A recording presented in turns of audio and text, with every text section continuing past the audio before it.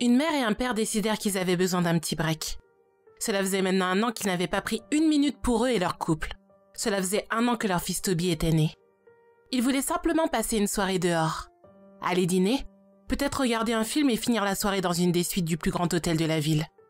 Et comme ça, peut-être qu'ils auraient la chance de donner à Toby un petit frère ou une petite sœur. Ils ont appelé leur babysitter habituelle, qui malheureusement cette fois-ci était déjà prise pour la soirée.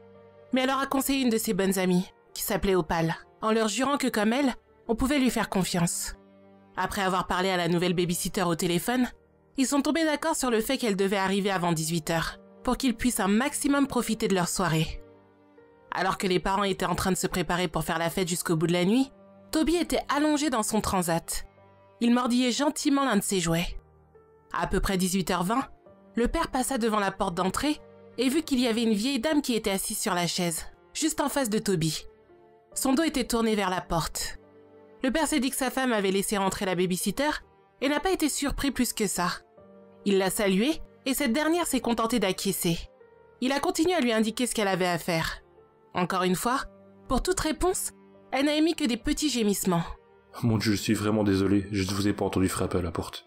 Nous sommes vraiment reconnaissants que vous avez pu vous libérer aussi vite. Ma femme a préparé du poulet et l'a mis dans le four pour vous.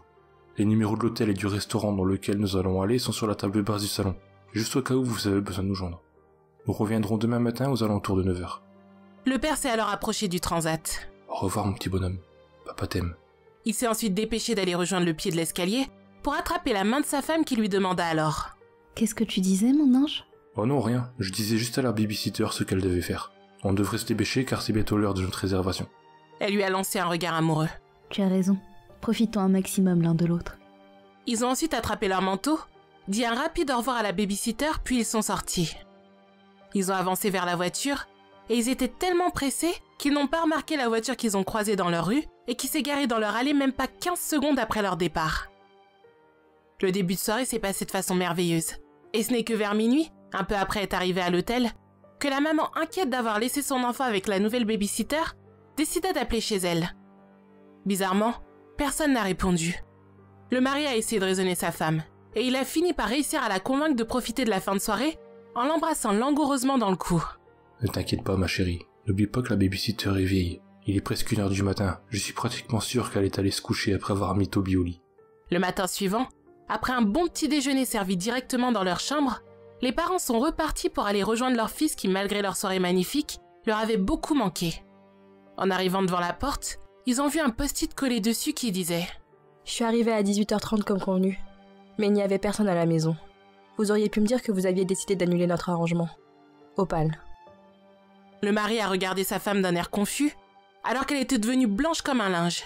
Elle a directement posé une main sur sa bouche grande ouverte. Elle a presque défoncé la porte pour entrer et a commencé à crier le nom de son fils. Il n'y avait aucun bruit à la maison, et elle n'entendait aucune réponse non plus.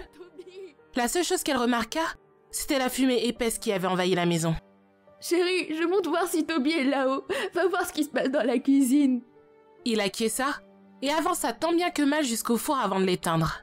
Le plat qui était à l'intérieur était complètement carbonisé. Il l'attrapa et le jeta dans l'évier. Au même moment, sa femme rentra dans la cuisine pleurant de façon incontrôlable. « Il n'est pas là. Toby a disparu. Elle l'a kidnappé. Elle l'a kidnappé. » Le mari, tout aussi dévasté, lui attrapa les mains pour essayer de la faire se calmer. C'est à ce moment-là qu'il remarqua le sang qu'il y avait sur le couvercle de la poubelle. Un sentiment de peur effroyable lui envahit le corps alors qu'il avançait rapidement pour aller regarder dedans. Il a repris son souffle au moment où il a vu que ce qui se trouvait dans la poubelle était juste le poulet que sa femme avait préparé. Son soulagement ne dura pas, car instantanément, il comprit. Il comprit ce qu'il avait retiré du four. Si vous avez aimé cette histoire, n'hésitez pas à laisser un petit commentaire et liker cette vidéo. À bientôt pour de nouvelles creepypastas.